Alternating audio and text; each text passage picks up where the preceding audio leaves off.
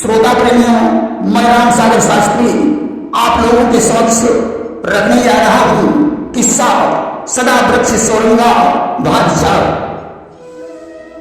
देखिए, सोरंगा को संत अपने आश्रम पर ले आया। सोरंगा आश्रम पर रहने लगी, परंतु उसको एक दिन एक वर्ष के समान गुजर रहा है।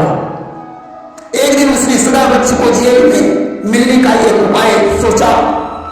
उसने मैत रानी का रूप बनाया, हाथ में झाड़ू उठाई और जेल में झाड़ू लगाने के लिए चल पड़ी कि मिलने के खातिर तड़प उठी जब सदा वृक्ष की दीवानी, झाड़ू को हाथ उठाए लिया रानी से बनी महक रानी। झाड़ू लगाकर लौट आई, परंतु सदा वृक्ष से नहीं मिला। अब तो बेचारी वहां से लौटकर एक वृक्ष के नीचे बैठकर रोने लगी। तब तक एक साधु का वेश बनाए हुए सदा वृक्ष भी वहां आ गया।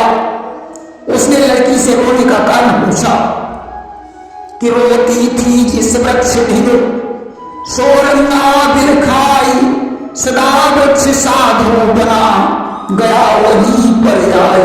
सदा वृक्ष ने लड़की से रोने का कारण पूछा कि बोला बेटी क्यों रोती हो, क्यों करुणा नदी बहाई है, इजहार करो अपने दुख का, कौन सी मुसीबत छाई है।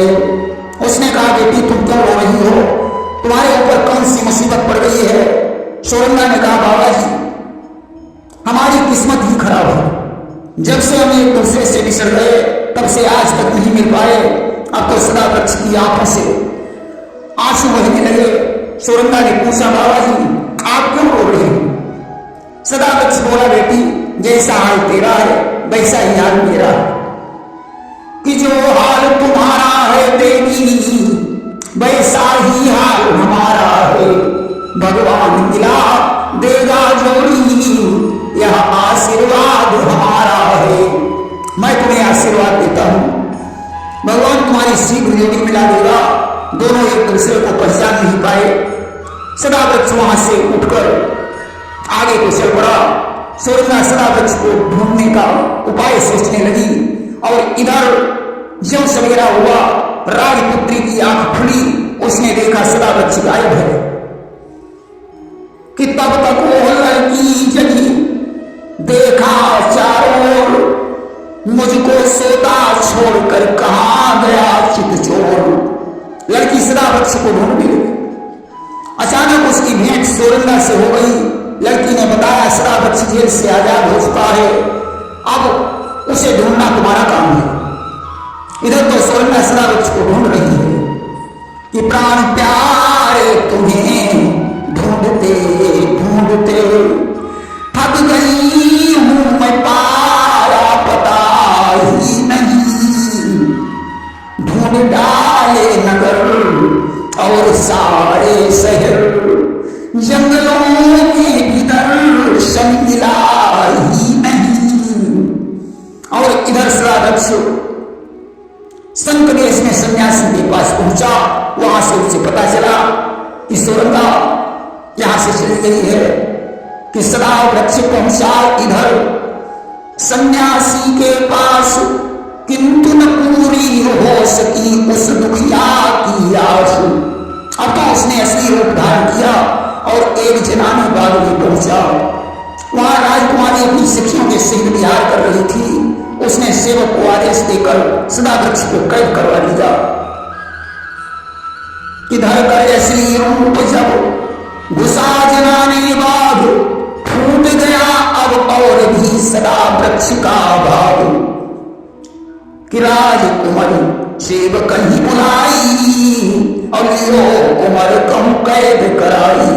अब तो राजकुमारी की सेरियां आपस में बदलाने लगी कि कै काहू के प्रेम में या गंदगी न लखाई, या पत्नी धोखा दियो दिखे सरल सुभाई। बहन या आदमी बड़ा सीधा साधा दिखाई पड़ रहा है, या तो यह किसी के प्रेम में पागल है, या इसकी पत्नी ने इसे धोखा दे दिया है। दुखी मनुष्य का चेत नष्ट हो जाता है। भूल से ये जना इसे कैद करवा लिया, अब हम लोग उनसे कुछ कह भी नहीं सकते हैं। इधर तो सदा वृक्ष कैद हो गया, उधर सुरंगा फिर महात्मा जी के पास पहुंची। उसे पता चला कि शायद संत जो आया था वही सदा वृक्ष हो। जनाने बाग में पहुंची कि सोरंगा बगिया मायाई और मायन के ऐसे बतराई कि ढूंढत थकी गए पांव हमारे और तुम कौन देखे प्राण प्यारे। उसने मालिक से कहा, बहन मैं अपने प्रीतम को ढूंढ रही हूं, क्या तुमने उन्हें देखा है?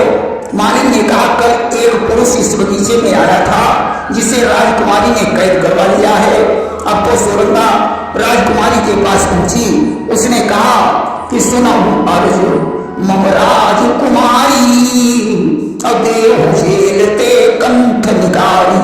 हे राजकुमारी हमारे प्रीतम को छोड़ दो। राजकुमारी ने सदा वृक्ष को आजाद कर दिया। अब तो दोनों का मिलन हुआ।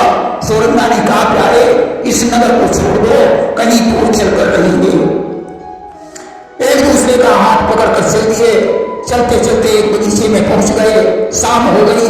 सदा वृक्ष कहने लगा, सोरंगा क्या तुम्हें वो हार वाला वादा याद है?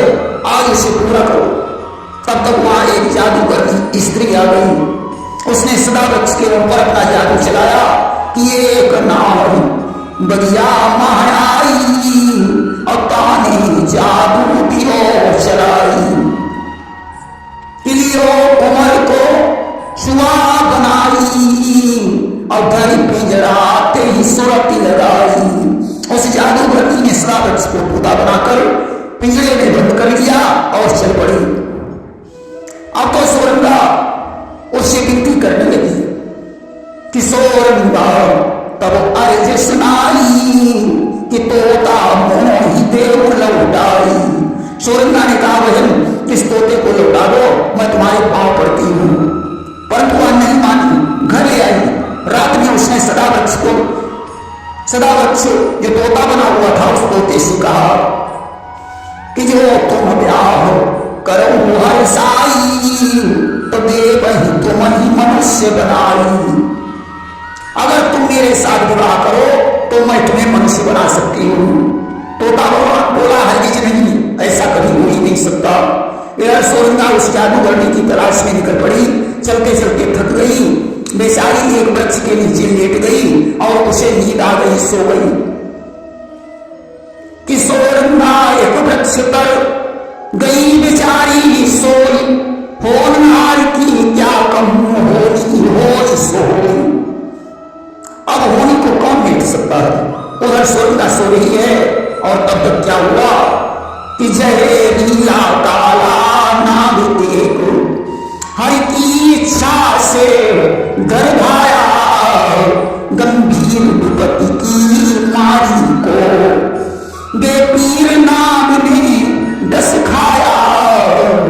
एक काला जहरीला नाग निकला, उसने उसके पैर में काट लिया। अब तो बेचारी रोने लगी कि हे प्यारे मुझे क्षमा करना, मैं पास तुम्हारे आ नहीं सकी। अरमान था तुमको पाने का इस जन्म में लेकिन पा नहीं सकी। हे प्रीतम मुझे माफ करना, इस जन्म में तो मैं तुमसे नहीं मिल पाऊंगी।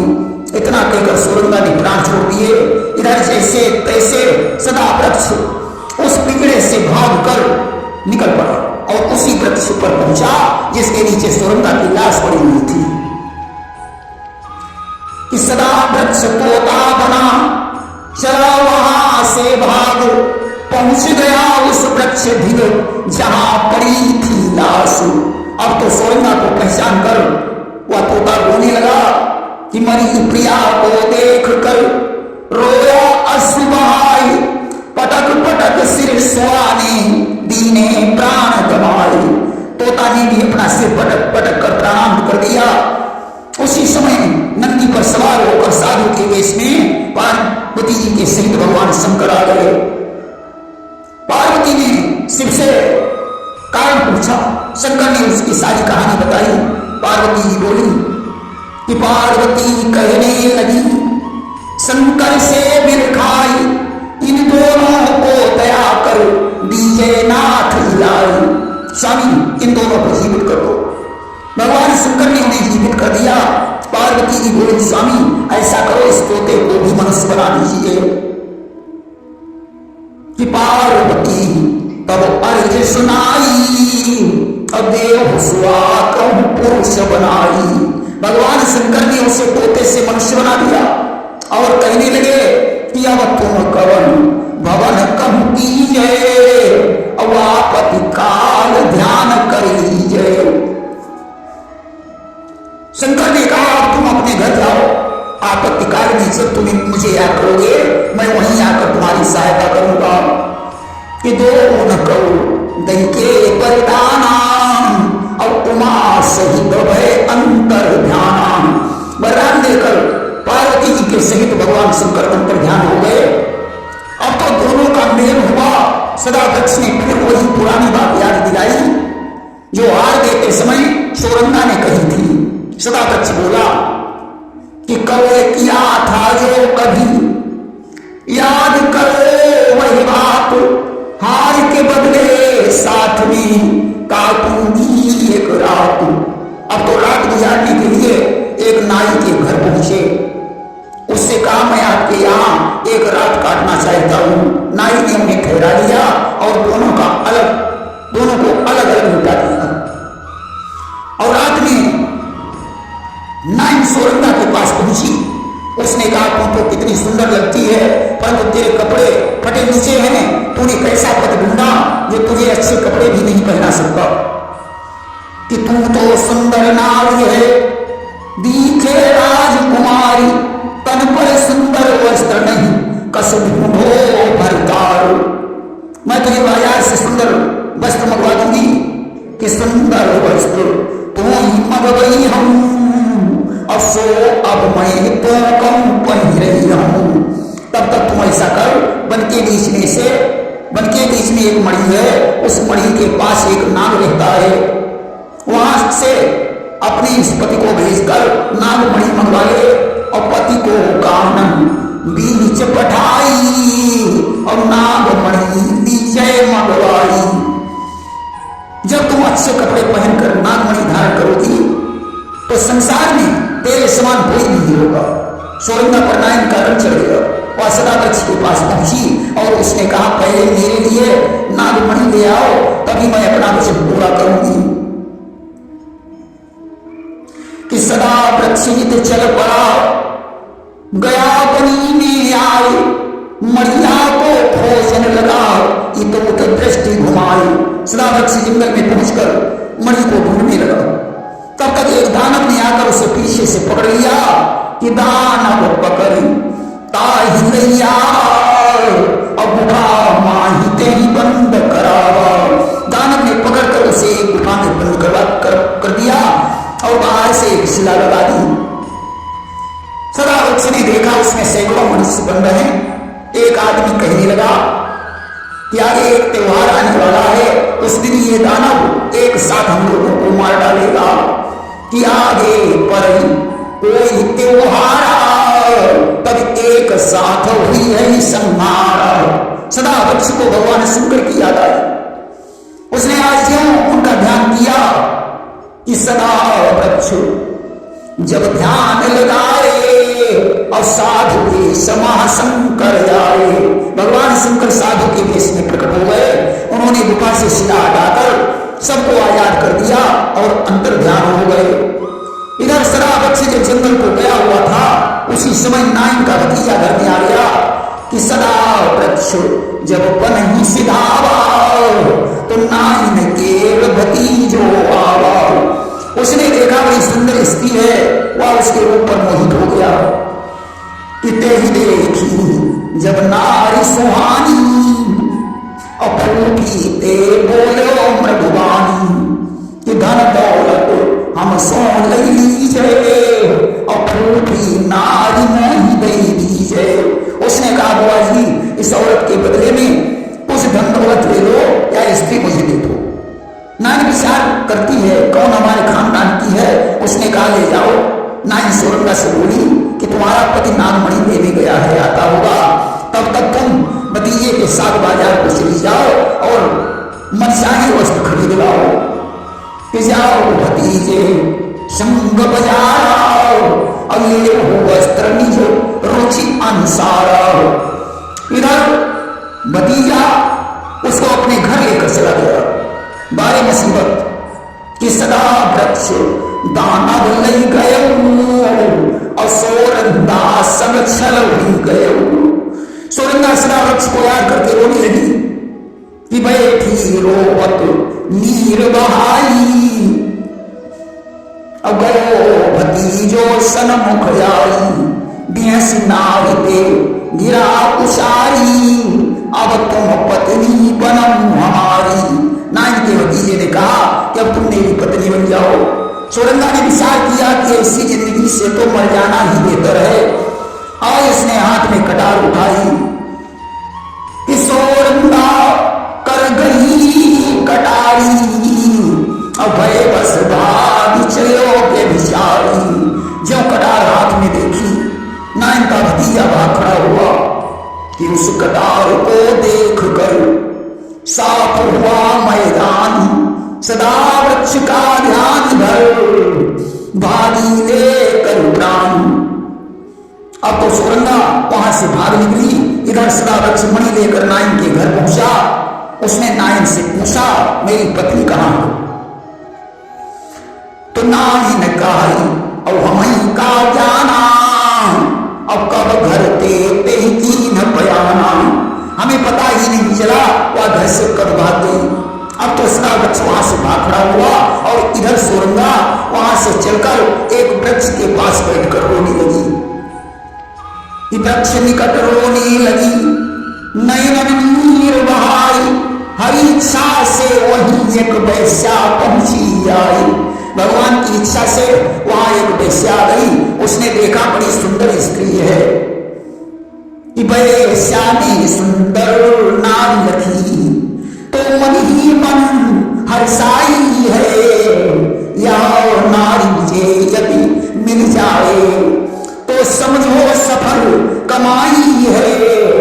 या स्त्री अगर मुझे मिल जाए तो इस दूनी कमाई होती रहेगी।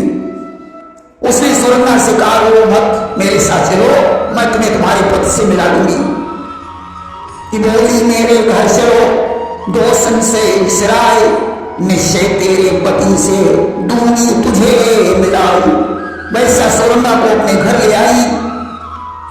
जादूगरनी को जब पता चला, वह वैश्या के यहां पहुंची और अपने जादू के बल से उसे छुड़ा लाई। जादूगरनी ने सुना सोरंगा का हाल, कर जादू लाई छुड़ाओ उसको वह तत्काल। सोरंगा ने कहा, बहन, जैसा तुमने हमारे ऊपर उपकार किया है वैसा एक उपकार और कर दो, मुझे मेरे पति से मिला दो। सोरंगा कहने लगी, भूल ना उपकार, जैसे भी हो शीघ्र दे मिला मेरा भरतार। इसके आगे का प्रसंग आप लोग भाग 5 में सुनेंगे। प्रेम से वृंदावन बिहारी लाल की जय।